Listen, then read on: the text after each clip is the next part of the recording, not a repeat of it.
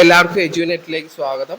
നമ്മൾ കഴിഞ്ഞ ക്ലാസ്സിൽ നോക്കിയത് നേച്ചർ ഓഫ് എത്തിക്സ് ആണ്. എത്തിക്സിൻ്റെ ഒരു ഇൻട്രൊഡക്ഷൻ നമ്മൾ പറഞ്ഞു, അതിൽ തന്നെ നമ്മൾ ഡെഫിനിഷൻ പറഞ്ഞു. പിന്നെ നമ്മൾ പോയത് നേച്ചർ ഓഫ് എത്തിക്സിലോട്ടാണ്. ഇന്ന് നമുക്ക് പഠിക്കാനുള്ളത് സ്കോപ്പ് ഓഫ് എത്തിക്സ് ആണ്. Ethics is primarily A part of the quest for truth. നമുക്ക് ഓൾറെഡി അറിയാം അല്ലേ, സത്യാന്വേഷണത്തിന്റെ ഒരു പ്രധാനപ്പെട്ട പാർട്ടാണ് എത്തിക്സ് എന്ന് പറയുന്നത്. അല്ലാന്നുണ്ടെങ്കിൽ എന്താണ്, ഫിലോസഫിയുടെ ഒരു പ്രധാനപ്പെട്ട ബ്രാഞ്ചാണ് ethics. the motives for studying it are desirable for knowledge. അപ്പം ഇത് പഠിക്കാനുള്ള നമ്മുടെ മോട്ടീവ് എന്ന് പറയുന്നത് എന്താണ്? നമ്മൾ നോളജ് ആഗ്രഹിക്കുന്നു അല്ലെ, നോളജ് അറിയാനുള്ള ഒരു ആഗ്രഹം നമുക്ക് എല്ലാവർക്കും ഉണ്ട്. അപ്പൊ അതാണ് എത്തിക്സ് പഠിക്കാനുള്ള മോട്ടീവ്. ഫിലോസഫി പഠിക്കാനുള്ള, അല്ലെങ്കിൽ ഫിലോസഫി നമ്മൾ ഓൾറെഡി പറഞ്ഞായിരുന്നു അല്ലെ, സത്യം അന്വേഷിച്ച് കണ്ടെത്താനുള്ള ഒരു ഡിസയർ എല്ലാ മനുഷ്യരിലും ഉണ്ട്. അപ്പൊ അതാണ് എന്താണ്, സത്യം അന്വേഷിച്ചു പോകാനുള്ള ഒരു മോട്ടീവായിട്ട് നമ്മൾ പറയുന്നത്. അത് തന്നെയാണ് നമുക്ക് എത്തിക്സിലും പറയാനുള്ളത്. It enquires into the nature of actions, motives, intention, voluntary action and so on. ഇത് പ്രധാനമായിട്ടും അന്വേഷിക്കുന്നത് എന്തിനെ കുറിച്ചിട്ടാണ്? ആക്ഷൻസ്, മോട്ടീവ്സിന്റെ സ്വഭാവം, ഇന്റൻഷന്റെ നേച്ചർ, വോളണ്ടറി ആക്ഷന്റെ നേച്ചർ, ഇതുപോലുള്ള കോൺസെപ്റ്റ് ആണ് പ്രധാനമായിട്ടും എത്തിക്സിൽ ഡിസ്കസ് ചെയ്യുന്നത്. അപ്പൊ ഷോർട്ട് നോട്ടായിട്ടൊക്കെ ചോദിക്കും, ഇന്റൻഷനും മോട്ടീവും തമ്മിലുള്ള ഡിഫറൻസസ് ചോദിക്കാം, ഇന്റൻഷൻ എന്താന്ന് ചോദിക്കാം, മോട്ടീവ് എന്താന്ന് ചോദിക്കാം, വോളണ്ടറി ആക്ഷൻ എന്താന്ന് ചോദിക്കാം. It determines rightness or wrongness of human action. മനുഷ്യന്റെ പ്രവൃത്തിയിലെ ശരി തെറ്റുകളെ തീരുമാനിക്കുന്നത് എത്തിക്സ് ആണ്. It does not enquire into the origin and growth of human conduct. നമ്മൾ പറഞ്ഞായിരുന്നു കോണ്ടക്റ്റിനെ കുറിച്ചിട്ടുള്ള സയൻസാണ്, പക്ഷെ ഈ പറയുന്ന കോണ്ടക്റ്റിന്റെ ഒറിജിനോ ഡെവലപ്മെന്റോ ഗ്രോത്തോ ഒന്നും എവിടെ ഡിസ്കസ് ചെയ്യുന്നില്ല? എത്തിക്സിൽ ഡിസ്കസ് ചെയ്യുന്നില്ല. As a science of morality, ethics discusses the content of moral consciousness. അപ്പൊ മോറൽ കോൺഷ്യസ്നെസിന്റെ കണ്ടന്റ് ആണ് പ്രധാനമായിട്ട് എത്തിക്സിൽ ഡിസ്കസ് ചെയ്യുന്നത്. And the various problems of moral consciousness. ധാർമ്മികമായിട്ടുള്ള ഒരു ധാർമ്മിക ബോധത്തെ കുറിച്ചിട്ടാണ് നമ്മൾ എത്തിക്സിൽ ഡിസ്കസ് ചെയ്യുന്നത്. Ethics is concerned with the highest good or absolute good. എത്തിക്സിന്റെ പ്രധാനപ്പെട്ട കൺസേൺ എന്ന് പറയുന്നത് എന്താണ്? ഹയസ്റ്റ് ഗുഡ് അഥവാ അബ്സല്യൂട്ട് ഗുഡ് ആണ്. It investigates the nature of its fundamental Notion. നമ്മൾ എത്തിക്സിൽ കുറേയധികം കോൺസെപ്റ്റുകൾ പഠിക്കുന്നുണ്ട്, റൈറ്റ്, ഡ്യൂട്ടി, ഗുഡ്. അപ്പൊ ഇതിന്റെയൊക്കെ നേച്ചറിനെ കുറിച്ചിട്ടാണ് എത്തിക്സ് അന്വേഷിക്കുന്നത്. ഇപ്പൊ റൈറ്റ് എന്താന്ന് ഷോർട്ട് നോട്ടായിട്ട് ചോദിക്കാം, ഗുഡ് എന്താന്ന് ചോദിക്കാം, ഡ്യൂട്ടി എന്താന്ന് ചോദിക്കാം. ഇനി നമുക്ക് സ്കോപ്പ് ഓഫ് എത്തിക്സിലോട്ട് പോവാം. The scope of ethics includes whatever has reference to free human act. അപ്പൊ ഫ്രീ ഹ്യൂമൻ ആക്ടുമായിട്ട് ബന്ധപ്പെട്ട എന്തൊരു കാര്യവും എവിടെയാണ് വരുന്നത്? സ്കോപ്പ് ഓഫ് എത്തിക്സിലാണ് വരുന്നത്.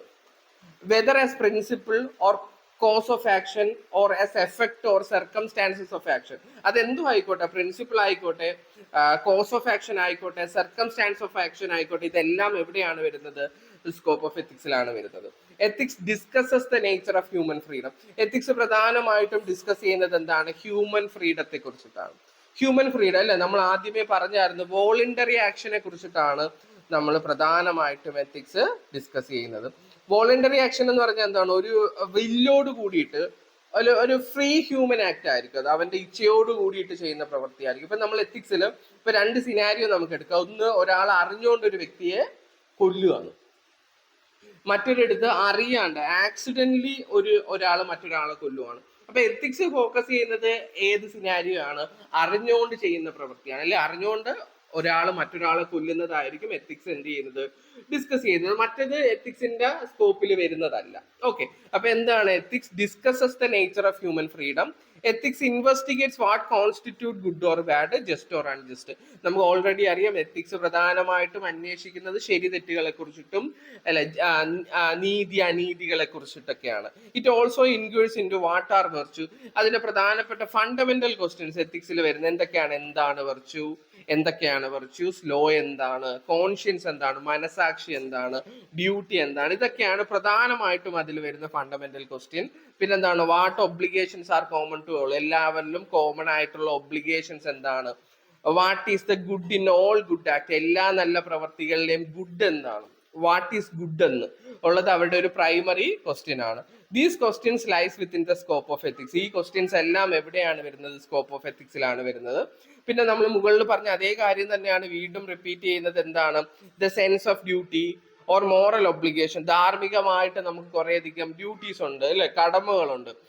the responsibility for action are also included within the range of ethics. അപ്പം നമ്മൾ പറഞ്ഞത് തന്നെയാണ് മോറൽ ഒബ്ലിഗേഷൻ എന്ന് പറയുന്നത്, അല്ലെങ്കിൽ നമ്മുടെ സെൻസ് ഓഫ് ഡ്യൂട്ടി എന്ന് പറയുന്നത്, അല്ലെങ്കിൽ റെസ്പോൺസിബിലിറ്റി ഫോർ ആക്ഷൻ എന്ന് പറയുന്നത്, ഇത് എവിടെ വരുന്നതാണ്? റേഞ്ച് ഓഫ് എത്തിക്സിൽ വരുന്നതാണ്, സ്കോപ്പ് ഓഫ് എത്തിക്സിൽ വരുന്നതാണ്. The applied dimension of ethics is known as applied ethics. നമുക്ക് എത്തിക്സ് പറയുമ്പോൾ അതിൽ കുറച്ചധികം ബ്രാഞ്ചസ് ഉണ്ട്. എത്തിക്സിന്റെ ഒരു അപ്ലൈഡ് ഡയമെൻഷനെയാണ് നമ്മൾ അപ്ലൈഡ് എത്തിക്സ് എന്ന് പറയുന്നത്. നമ്മുടെ എത്തിക്സ് എന്ന് പറയുന്ന ബ്രാഞ്ചിൽ വരുന്ന ഒരു പ്രധാനപ്പെട്ട ഒരു ഏരിയ ആണ് applied ethics. This comprise the area of situational ethics. ഇതെന്ന് പറയുന്നത് എന്താണ്? സിറ്റുവേഷണൽ എത്തിക്സ് ആണ്. While meta ethics deals with logical and semantic questions like what do we mean by freedom and determinism etcetera. അപ്പൊ meta ethics എന്താണ്? എത്തിക്സിൽ വരുന്ന മറ്റൊരു ബ്രാഞ്ചാണ്. അത് പ്രധാനമായിട്ടും ചോദിക്കുന്നത് ലോജിക്കൽ ആൻഡ് സെമാന്റിക് ക്വസ്റ്റ്യൻസ് ആണ്. ഇപ്പം നമ്മൾ എത്തിക്കൽ സ്റ്റേറ്റ്മെന്റുകൾ ഉണ്ടാക്കുന്നുണ്ട് അല്ലെ, ഒരുപാട് എത്തിക്കൽ സ്റ്റേറ്റ്മെന്റ്സ് ഉണ്ട്. ആ എത്തിക്കൽ സ്റ്റേറ്റ്മെന്റ്സ് ലോജിക്കലാണോ, യുക്തിസഹമാണോ, അതോടൊപ്പം തന്നെ അത് മീനിങ് ഫുൾ ആണോ എന്നൊക്കെ ഡിസ്കസ് ചെയ്യുന്നത് എവിടെയാണ്? മെറ്റാ എത്തിക്സിലാണ്. അപ്പം പ്രധാനമായിട്ടും മെറ്റാഫിസിക്കൽ സ്റ്റേറ്റ്മെന്റ് പോലെ തന്നെയാണ് ലോജിക്കൽ സ്റ്റേറ്റ്മെന്റ്. മീനിങ്ലെസ് ആണെന്നാണ് മെറ്റാ എത്തിക്സിൽ പൊതുവെയുള്ള തിങ്കേഴ്സ് എല്ലാം തന്നെ പറയുന്നത്. അപ്പം ലോജിക്കൽ സ്റ്റേറ്റ്മെന്റ്സ് മീനിങ് ഫുൾ ആണോ, അല്ലാന്നുണ്ടെങ്കിൽ ലോജിക്കൽ സ്റ്റേറ്റ്മെന്റിന് മീനിങ് ഉണ്ടോ, അല്ലെങ്കിൽ അത് ലോജിക്കൽ ആണോ എന്നുള്ളതൊക്കെയാണ് ഇവിടെ ഡിസ്കസ് ചെയ്യുന്നത്. Ethics is essentially related to all other branches of knowledge like sociology, political science, jurisprudence, law and legal studies, psychology, anthropology, culture study, ecology and environmental study, economics, religion, aesthetics and other similar areas. നമുക്ക് already അറിയാം ethics എന്താണോ, എല്ലാ social സയൻസുമായിട്ട് related. Social science മാത്രമല്ല, എല്ലാ സയൻസുമായിട്ട് ethics related ആണ്. Okay, അപ്പൊ അത് ഏതൊക്കെ ആയിട്ടാണ് റിലേറ്റഡ്? നമ്മൾ പറഞ്ഞു സോഷ്യോളജി ആയിട്ട് റിലേറ്റഡ് ആണ്. പൊളിറ്റിക്കൽ സയൻസ് എന്താണ്? ഇതെല്ലാമായിട്ട് എന്താണ്? എത്തിക്സ് റിലേറ്റഡ് ആണ്.